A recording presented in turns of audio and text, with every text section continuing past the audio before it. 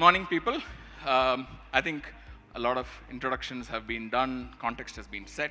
So I've been given data. I think Ankit and team believe a lot in data, so we're going to read out the data first.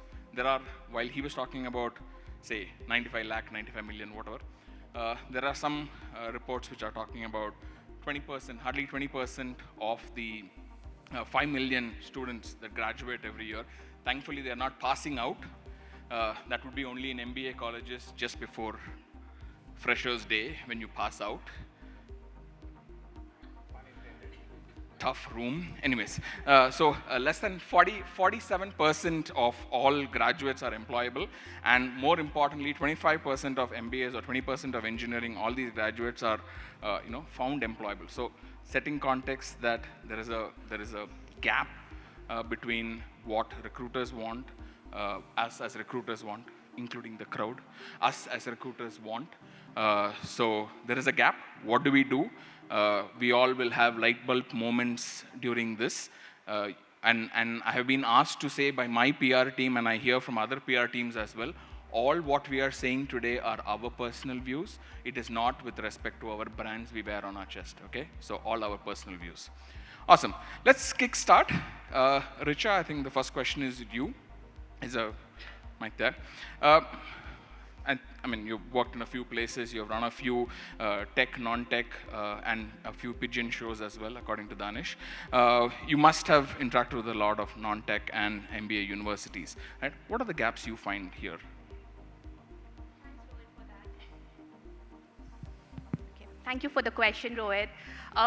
It's a very important question that you put forward, because I think everyone resonates to this question sitting in the room. I think as recruiters, we have all at some point in time gone to a campus and realized we have finished maybe recruiting, hiring, for interviewing 10 odd candidates and not made a single offer. I think it all ties back to maybe the skill gap that we're talking of today. So one common thing which stood out for me was I'll break it down into softer aspects and not so softer basic, the technical aspect of it. On the softer aspect, what we realized is we're doing a lot of course curriculums, etc., a lot of PPTs which these students present. But when it comes to using data to derive some findings, or you leverage data to make valuable contributions to any reports as such, that's where students maybe can do better. The second skill gap, and the reason I speak of it is very interestingly, we did this survey internally to launch a program later on, but how do students influence, or rather, how do employees influence once they join an organization? Because most of new age organizations and old age organization, I mean any organization for that matter, they are cross-functional. And we're no longer working in hierarchy wherein you can just write an email to your boss and things gets done if you copy him, things like that. You have to influence. So how do you navigate in cross-functional teams? By influencing and getting your work done, and of course, network. The third thing which actually stood out for me was leadership. No one can teach that. It comes with experience, absolutely. And no MBA courses, you have a lot of opportunities to lead, say, case competitions, lead part as a project group. So the more and more we do that, I think that's one skill gap which I've identified in my journey as per my experience. And on a technical aspect, of course, technology is growing by leaps and bounds. There's so much that we discover every day. There's a new technology with AI, ML, robotics, so many of it. So every time a recruiter wants to hire, the job description comes with the experience, it says 0 to 3 years, 0 to 4 years, even for freshers. But who's teaching them all of these on campus is the question. And it gets very important that the curriculum picks up these new age technologies, or maybe keep in pace with what the industry wants.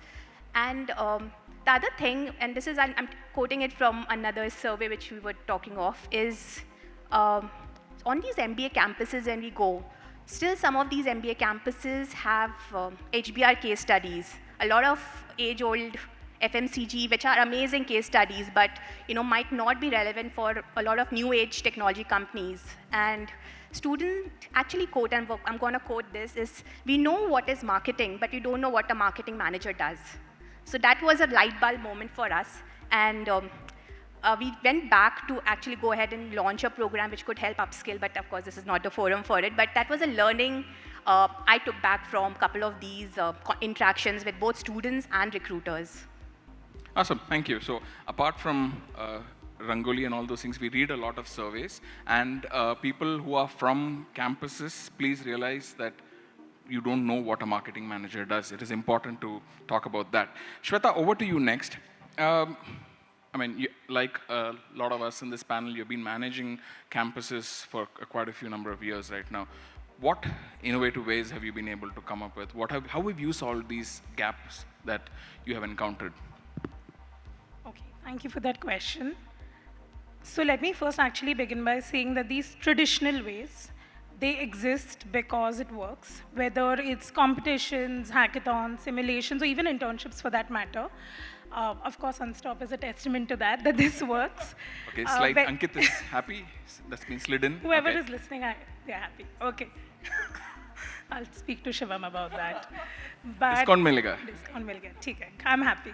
But yeah, it works, which is why it's traditional.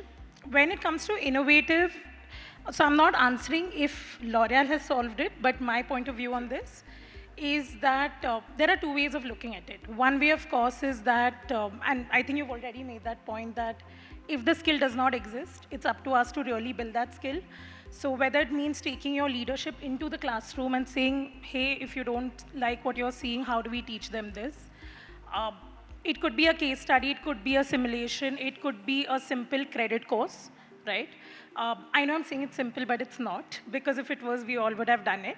But I think it's about really bringing the real life problems that we work in our organizations to the students and ask them to solve it, because I think and I'm sure everyone on the panel will agree, MBA students are very good at the strategy part of it. It's the execution where they really may not have the skill set to do it or may not be equipped with the tools to do it. So I think to really teach them that one is strategy, but how do you really measure the success of your strategy, your campaign that you're running, anything that you're doing. But that's, of course, more one-to-one, by which I mean you can do that with one campus, two campuses, three campuses. But if we take this industry partnership point ahead, and I think that's the way forward when it comes to really upskilling students, is something where you have to go mass. So that's where L'Oreal has done something, where we've worked very closely with Coursera to actually let students get access to 33 courses, which are genuine courses that they'll need when it comes to upskilling themselves. But again, that's not the forum that we are on. But yeah, I think if it's a problem for us, it's for us to solve it. Awesome. Thank you. Yojana, I think quite a few out of the planet companies that you have worked for, Mars being one of them. I mean, how have you been able to incorporate forward, as in future-looking capabilities, right? What have you done to say that, okay, this is what we may not need right now, but we will need it a little later in the day, right? How do you bridge that gap? If you talk from a talent perspective or campus students perspective, right? I think the starting part is that when you go and hire at across levels, you're not hiring for solving today's problem. You're hiring for potential. You want the talent to grow. You know, in the earlier panel also, when the panelists spoke about, it's about retention.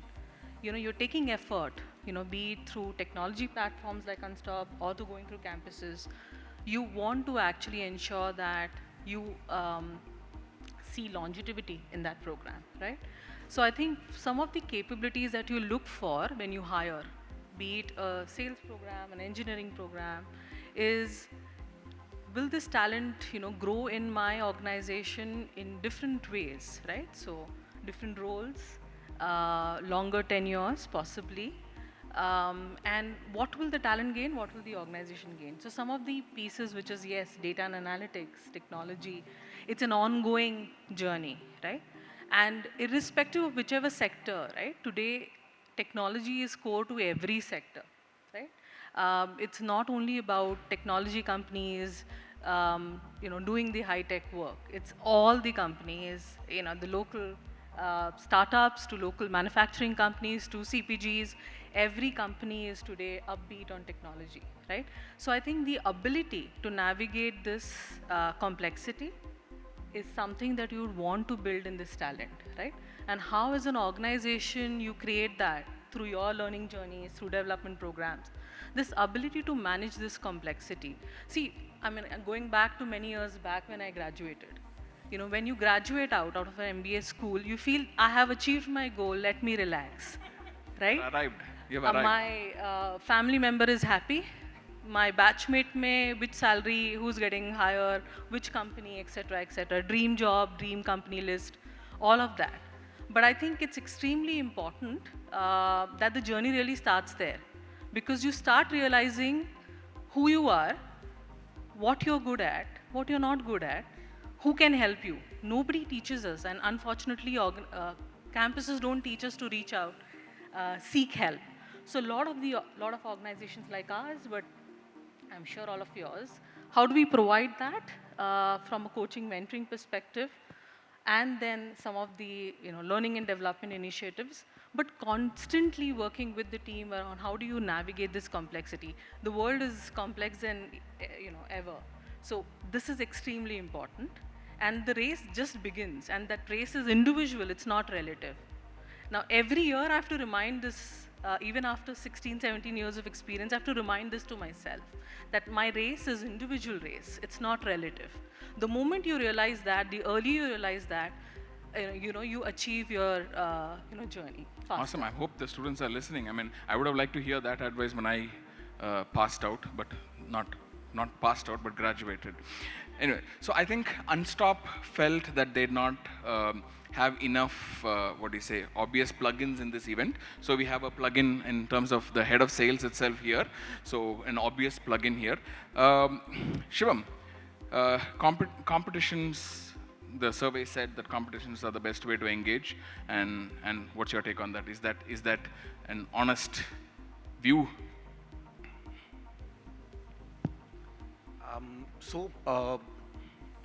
Let's talk about the survey first, since you got Sure. that to start with. Whether it's an honest view or not, that comes from the volume of that survey to start with, right?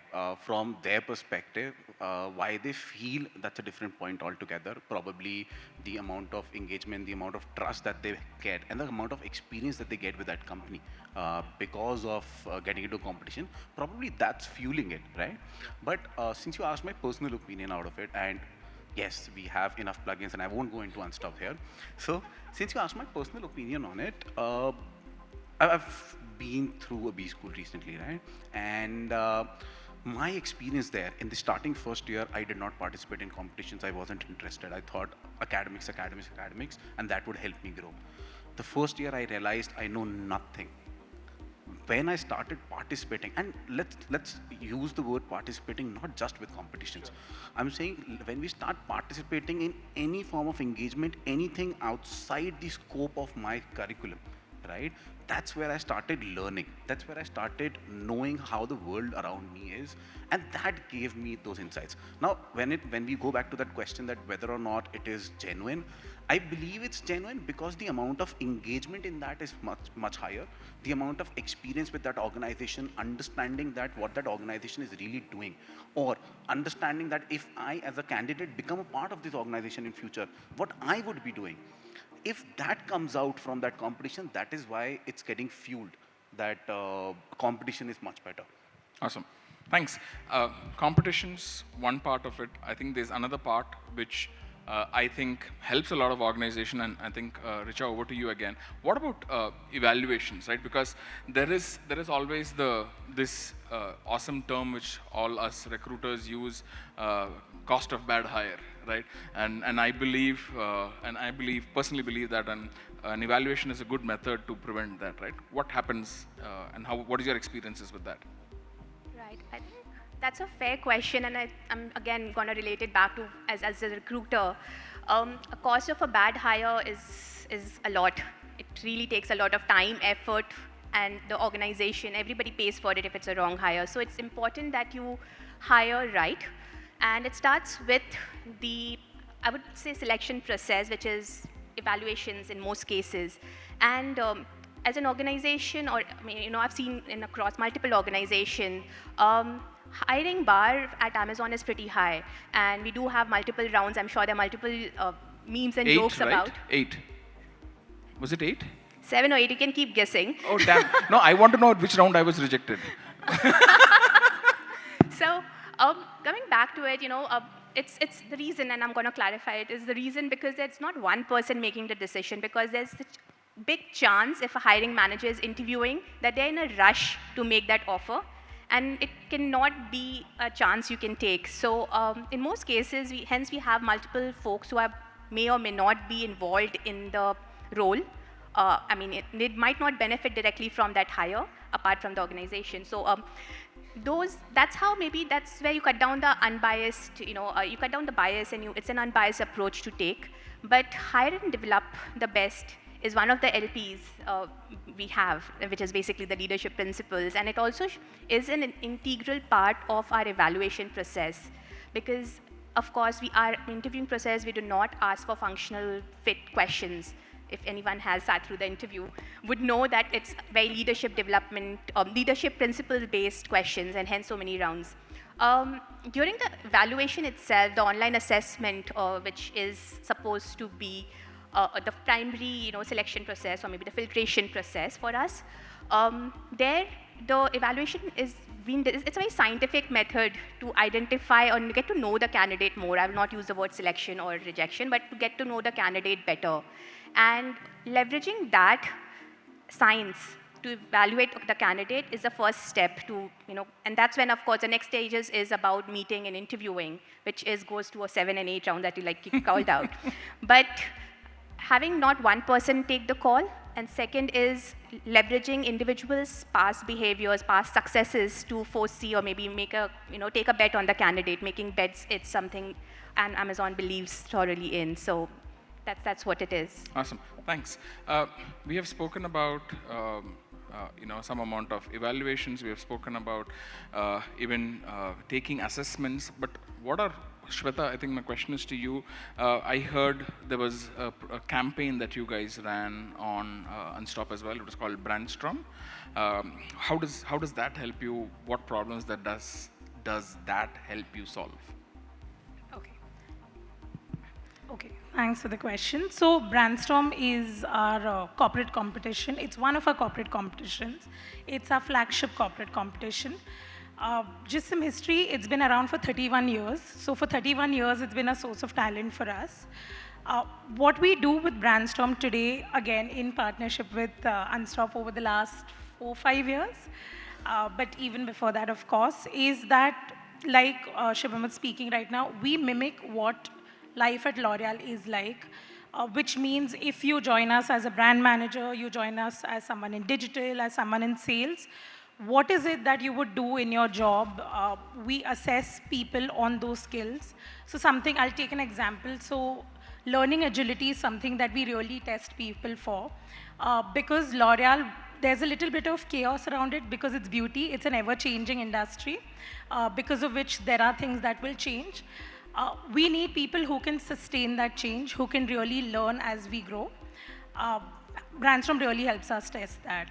Tomorrow, when you become a brand manager, who are your stakeholders going to be? You're going to be leading teams. You're going to be working with people in different parts of the world. So these are things that we test along the way. So when we really put people in that scenario with topics that are relevant to us, things like beauty tech, things like Web 3.0, things like e-commerce sales, right? We are able to test all the students on technical skills, soft skills, as well as organizational fit. So what it really helps us do is that identify people along the way who we think would be fitting into all these criteria. Then, of course, we go ahead and assess them via interviews. But this forms a very, very good filter for us because we already have people who've ticked a couple of boxes. Awesome. Now it's about then, again, handing it over to another set of people to ensure there's no bias and the process is very strong and robust. So it's worked very well for us over the last couple of years. Awesome. Thanks. So we should connect after this. In terms of chaos, you're preaching to the choir. Aether is a bundle of chaos there. We should connect there. Yeah. Shubham, again, coming to you. How do you help in all of this? when it comes to assessments, evaluation, both my personal views as well as organizational views, very honestly, is there is no shortcut to it. Okay. You need to get into the fact that whatever you need to assess, you need to assess, right? If you are hiring a tech guy, you need to assess their coding skills. You need to assess their technological ability. As Richa was saying at the start, that skill mapping is very important, right? So we cannot say that psychometry alone is enough, or technical assessment alone is enough. It needs to be a pool. It needs to be a complete gamut, right? And you of course understand, right? How we do it for Aether as well, for that matter. Every college, every branch, every role that you hire for, each and every assessment program is tailored, right? So what we believe and how we, and I don't want to get much into how we help, because of I don't want to jeopardize the panel, but how I believe it really works is you need to work out the complete flow of that assessment and create a unified experience with that assessment, right? You cannot do something like you have one assessment at one place and then you ask them to submit something on your email and then you go ahead and do something else somewhere else. That unified experience, if it breaks out, that assessment flow breaks out, and you might not be able to assess the candidate correctly, right? And of course, that skill mapping is needed, which I think is already out there. People are realizing that. Sure. Thanks. Yojana, I think it was you who spoke about learning agility. Was I right? Both of you. Okay. Now this I'm going to talk to you about learning specifically.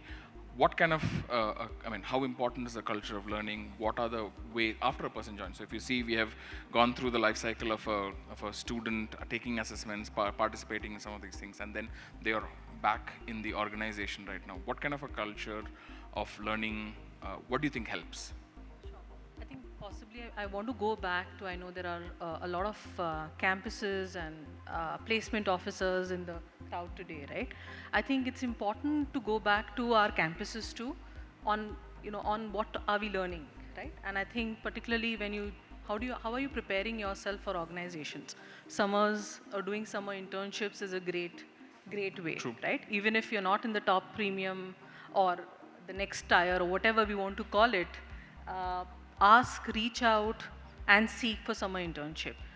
Biggest learning happens, live, right? So I think that's definitely one way, as campuses can help. The other is, I think we in HR community are aware of it. I think the work that Carol Dweck has done on growth mindset. Now, essentially, I would say, in simple terms, growth mindset is what Gulzar is, right? Gulzar, the poet, right?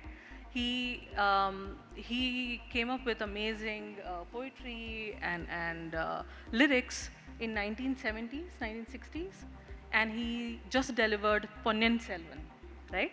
So look at the tenure, look at the relevance, and look at the curiosity, right? So the career span of Gulzar is an example of growth mindset. You are relevant because you're curious. You're constantly open for new experiences. You're taking a loop of feedback and you're challenging the status quo. Through his lyrics, he is also challenging the status quo, right? Now, if we teach the concept of growth mindset around failure is okay, experimentation is important, that's how innovation will take place in our lives, in our organizations, so both will benefit. And take that stream back to organizations. How are we bringing in growth mindset, not from a program or a development program, learning initiative, but in our processes, in our policies, right? As HR fraternity, when I'm co-creating, when I'm creating policies, am I deciding it on my own? Or in today's world, am I crowdsourcing it with different generations and diverse talent which enters at any given point in time? I think that's extremely important. Right? Awesome. Very well said, honestly. Richa and Shweta, do you have anything about, there are a lot of buzzwords, upskilling, reskilling, skilling. So what kind of point of view do you have around these things? One of you, or both of you. Right. I think the reason we're having this panel discussion on skill gap itself is talking about how relevant this topic is for each one of us sitting in the room.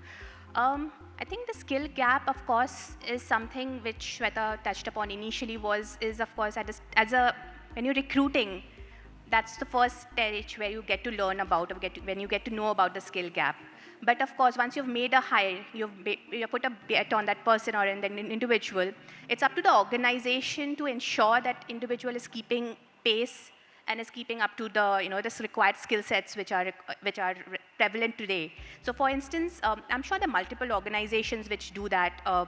One I think which will resonate with most of us sitting here is the AI ML, or maybe the robotics, which is the key word right now. And AWS has its own training academy, the certifications that happen, right? And similarly, there are very different academies. In my previous organization also, there was a proper, academy which would train its employees. And training and development goes a long way. So even when you're hiring talent, say from campus, we hire for what you can bring to the table in terms of your enthusiasm, learn and be curious, some of these important words which resonates with us. But how do you nurture that talent? And I think I touched upon it initially and said this is not the forum, but I'll go back to that example because that's what recruiters are super passionate about. So we have Incubator as part of AFPP, which is our leadership development program. And we know when we go on campus, we look at individuals with 0 to 4 years. Some might have seen industry, some might not have seen industry. So how do you bridge the gap from campus to corporate? A lot of jitters, a lot of anxiety among students, right? And hence an incubator was part of the entire leadership development program, wherein the 4 weeks is spent just training these individuals from campus to imbibe the culture of the organization, to learn about different businesses. You might not be going to work in that particular line of business, but how do you imbibe and you understand? Because in a supply chain, if you don't understand what sales and marketing and vice versa does, you will never really get it. And it's not just at Amazon. I know back in my previous organization, in a lot of FMCGs, you have these multiple stints. And that's all because we want to support you, help you imbibe and learn about the organization at large. I think the delivery factor comes in after you have learned. The first few months of, or maybe the first year itself, it's a lot of learning and unlearning which happens. So that's what most organizations are doing. And then talking about various opportunities like summer internship, life projects, those are very great opportunities for students to upskill. We have, when I say we, organizations do have life projects, which is a great way to learn. And it could happen even when the person has joined in, because there are cross-functional trainings which happen. You can be part of cross-functional projects that happen. That's how you upskill, keep learning. So as long as the person is curious, wants to learn, there's a lot of opportunities, I think, across multiple organizations to upskill, reskill, and learn. Thanks. Shweta, do you have a... I think I completely agree. Some of it might be repetitive, but campus is just the first step. I think where most of us, and I put myself in that same category, that when I joined L'Oreal from campus, first of all, you feel like you've arrived because A, you've got into a B school, then you've got a placement into an FMCG company, so you feel like you've killed it. But it really took that 1 year of the management trainee program to really teach me I know nothing, right? Because your real life work that you're doing may not be anywhere in your textbooks, and of course internships help and everything that you mentioned help. But when you're actually doing the role is where the learning happens. So your on-the-job learning is what really matters.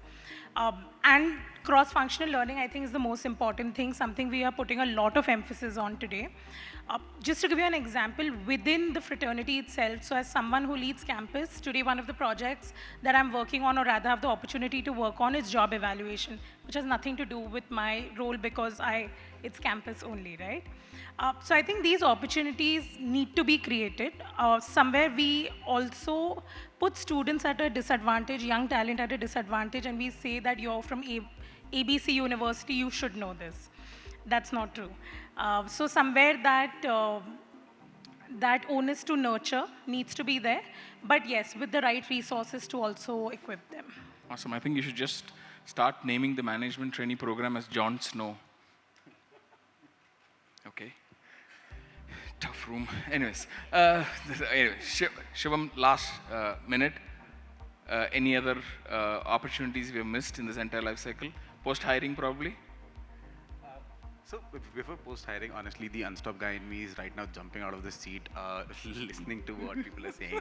Live projects, competitions, assessments, and a very beautiful point that got touched, and probably which was not a part of the panel topic as such, was upskilling and probably training post hiring, or rather even pre hiring. That's really awesome, I believe, right? So very recently, I got to hear a term, hire, train, deploy, right? And that is something that now it's stuck with me, right? That is it really needed? And if yes, we should look into exploring it. And now the unstop guy in me, we are doing it. Awesome. Right. Thanks. You're killing me with the suspense. Now, coming to the post-hiring piece, so after hiring, right, what we've seen, and I believe we didn't touch upon it, and everybody has a problem that after they've hired, they've seen a lot of dropouts, right? And no matter what organization you are, what industry you are, probably the percentage would be higher or lower, but there are dropouts, right? And the major problem, what I believe and what my conversations have rolled out, is not especially the dropouts, but the problem that there is no certainty that people will drop out and we're not able to plan for it earlier, right? So that's where I believe engagements in post-hiring comes into play, right? You need to, and again, when I say engagements, please don't take it into competitions or unstuff for that matter. I'm not gonna say about it. What I'm saying is you need to keep in touch with them, and only simply saying that how they respond to you and how they engage or interact back with you, probably by at least by a chance of 80 to 85%, you would be able to say or not say whether or not this person would join, right? And I'm saying this from one of the experiences that we had with one of the organizations, and it worked, right? So that's what I would want to add in Awesome. post joining. That's it. Awesome. Thanks. I think we are good news for you guys that time's up. I think just to quickly wrap up what I will remember from this conversation, Gulzar's example was brilliant. Thank you. I think that's something which will stick with me. Second is please be innately curious. And especially from the professors or the college representatives from here, right? If a student is asking a question, don't take offense, right? Questions are good. If questions are not flowing in, that's where the difficulty steps in, right? So play your role. Thank you for our patient audience. Thank you for your time.